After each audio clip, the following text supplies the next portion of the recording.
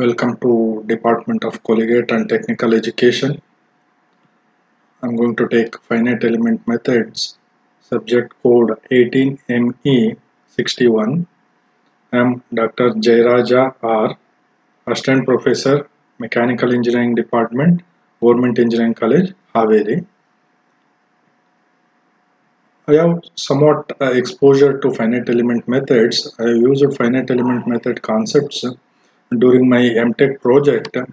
I did my MTech project in Analysis Division, Spacecraft Mechanisms Groups, ISRO Satellite Center.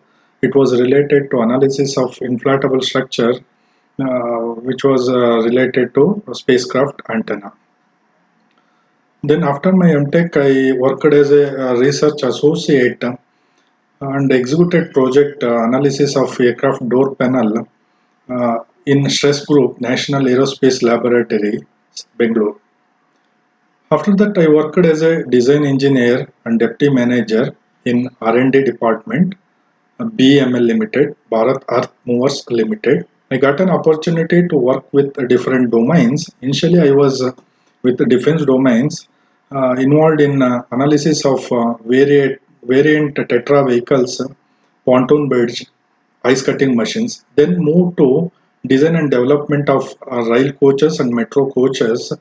I got an opportunity to work analysis of Indian rail coaches like day coaches, night coaches, military coaches.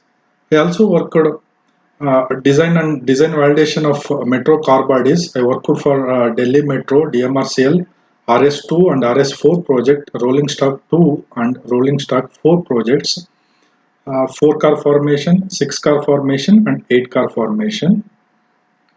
Then moved to aerospace domain.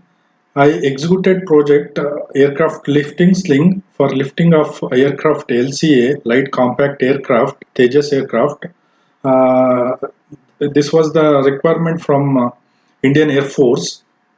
I also used finite element methods for my PhD. I did my PhD in Aerospace Engineering Department, Indian Institute of Science. I did composite joint analysis, cohesive zone modeling, damage analysis. So with this experience, I have somewhat expertised in finite element methods, and I'm going to handle finite element method subject. I'm going to take up module 1, Introduction to Finite Element Methods. This is the first session.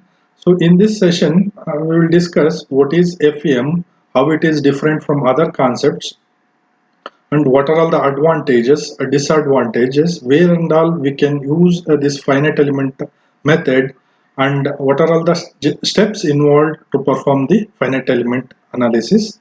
We'll discuss in this session.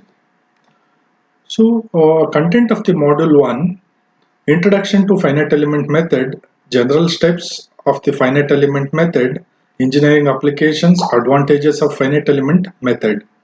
Boundary conditions like homogeneous, non-homogeneous boundary conditions for structural heat transfer and fluid flow problems, potential energy method, Rayleigh-Ridge method, Galerkin's method, displacement method of finite element formulation, convergence criteria, discretization process.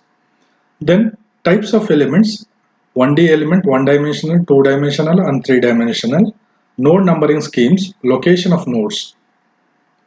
Strain displacement relations, stress strain relations, plane stress and plane strain conditions, temperature effects. Interpolation models, simplex, complex and multiplex elements, linear interpolation polynomials in terms of global coordinates, one-dimensional, two-dimensional and three-dimensional simplex elements. Reference books are, first one, Finite Elements in Engineering by Kirpati R. Chandrapatla. Second, The Finite Element Method in Engineering, Singaresu S. Rao. A first course in the Finite Element Method by Logan D.L. Finite Element Method by J.N. Reddy. Finite Elements Procedure by Bate. There are two books, part 1 and part 2. Then sixth one, Concepts and Applications of Finite Element Analysis by Robert D. Cook et al. Finite Element Analysis by C.S. Krishnamurthy. The Finite Element Method, its basics and fundamentals by O.C. Zenkiewicz. Again, there are two books, volume 1 and volume 2. Then Introduction to Finite Element Method by Desai and Abel. Finite Element Analysis by Buchanan and S.S. Bhavikatti. Fundamentals of Finite Element Method by S.M. Murugendrappa. Practical Finite Element Analysis, Nitin S. Gokhale et al. The Finite Element Modeling for Stress Analysis by Robert D. Cook. These are the books I have referred for this subject. First, we'll discuss what is finite element method and where it comes and how it is different from other concepts and how we can define the finite element method. So, in general, in engineering, any engineering problem or physical problem, first step we need to represent in a mathematical expressions. Once physical problem it is available in the mathematical expressions, we can solve either by two methods. One is exact method and another one is approximate method. Exact method examples: strength of material, mechanics of material, theory of elasticity, engineering mechanics, continuum mechanics, like that. So here in exact method, for simple geometry like standard geometry, there are standard equations available. We can use those equations and solve. If it is complex problems, it is very difficult to solve using exact method. In exact method, most of the equations are algebraic equations and partial differential equations. In exact method, degrees of freedoms are infinite, whereas in approximate method, degrees of freedoms are finite.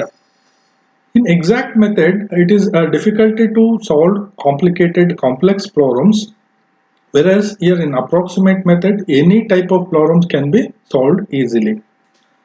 In exact method, minimum potential energy principle used for the entire body, whereas in approximate method, minimum potential energy principle used for each element.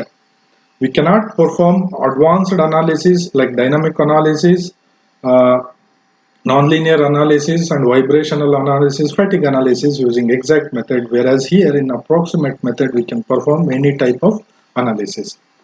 So in exact method, again there are two types, direct method and indirect method. I am not going in depth because our point of focus is finite element method, which comes under approximate method. So here in approximate method, again there are two types. One is classical approach and another one is numerical approach. In classical approach, solution in the form of a formula and more number of assumptions are required. Whereas here numerical approach, solution is in the form of exact number. No assumption or very less assumptions are required. Example for classical approach, Rayleigh-Ridge method and Galenkin's method. Example for numerical approach, finite element method or finite difference method. Among finite element and finite difference method, FEM is more popular. Finite difference method, again there are three types. One is forward difference, backward difference and center difference. Here finite difference method, it is point approximation, whereas here FEM it is piecewise approximation. In FEM, less number of nodes are required to get good results, whereas in FDM, in order to get good results, we need more number of points. In FEM, complicated problems can be solved easily with less time and more accurate, whereas FDM, complicated problems are very difficult to solve. It takes more time, but results are not accurate. So FEM is powerful and powerful tool compared to finite difference method. So FEM, it is easily available in the form of software packages, so we can install it in any computer. Again, it depends.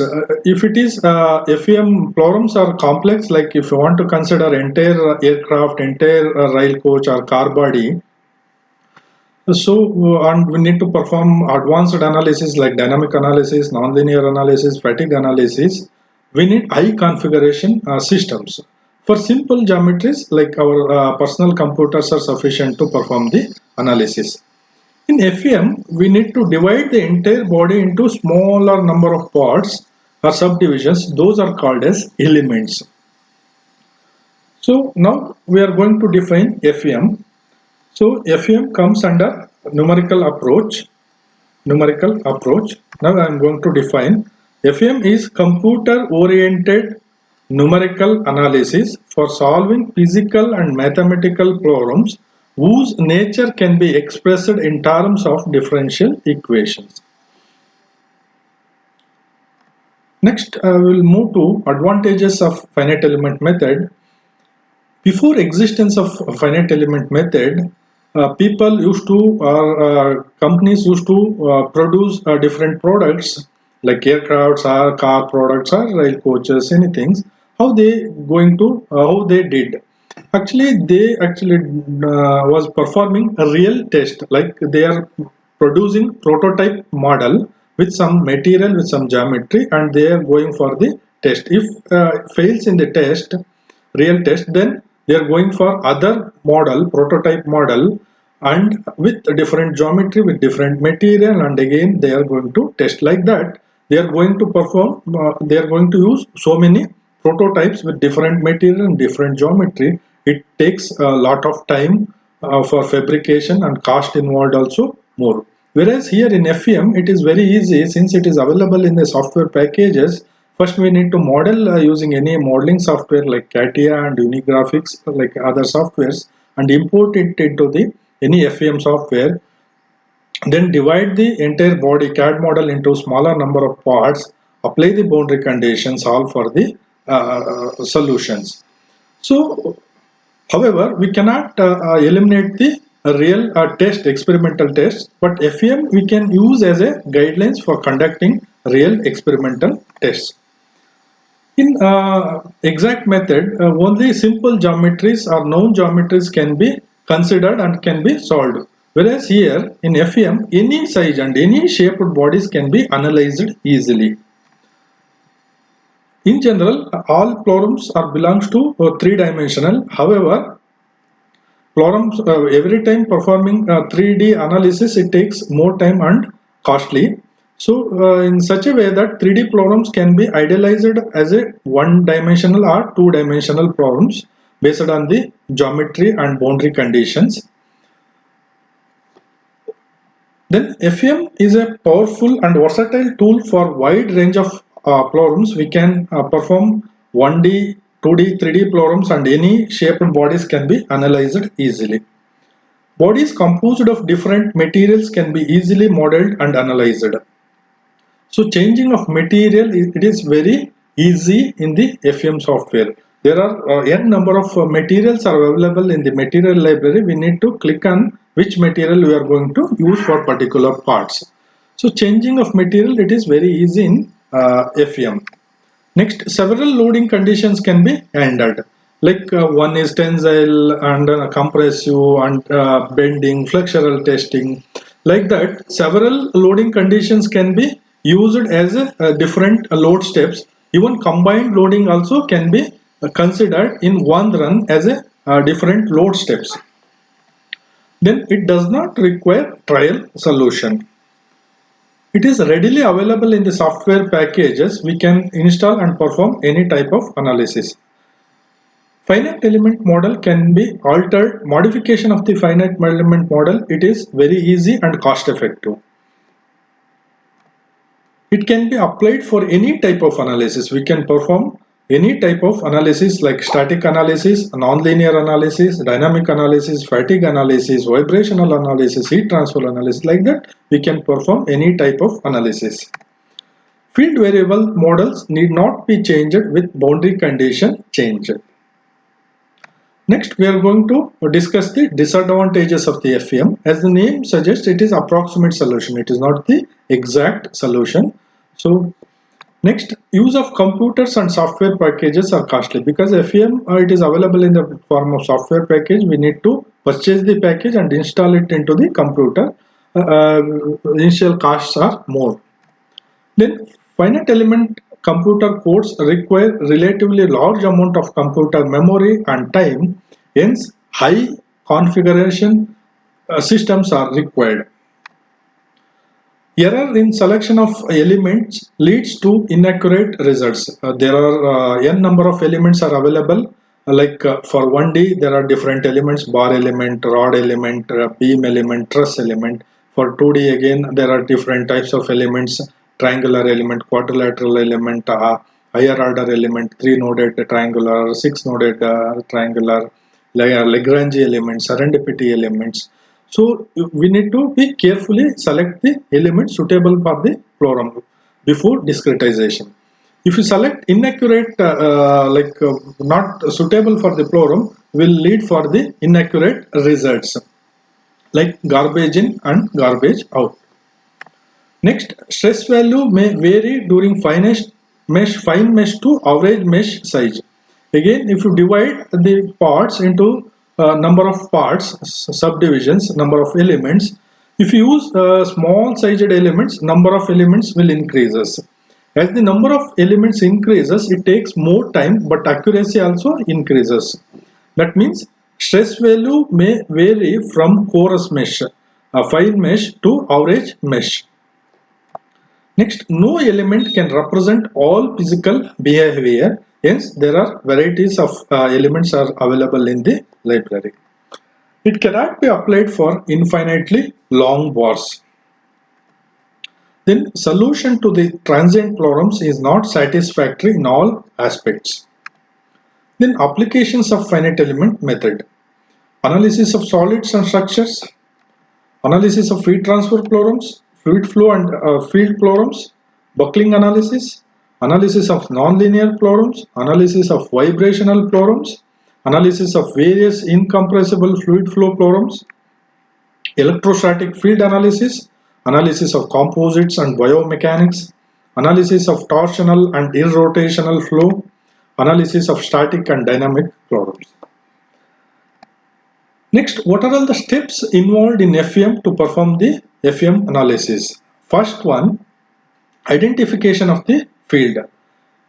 Before starting, one should select the proper field of the plorum. For example, whether this plorum belongs to structural analysis, whether we need to perform heat transfer analysis or fluid flow analysis, electrical plorum or dynamic plorums or fatigue plorums. First, we need to identify the field of the plorum.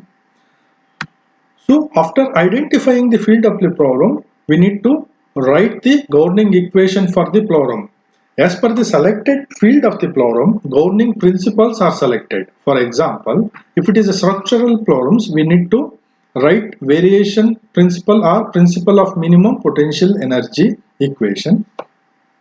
If it is thermal plorums, we need to write Laplace Poisson's equations or 3D heat conduction for cylinder or sphere. Next, selecting the type of element suitable for the plorum. We need to select best element suitable for the plorum.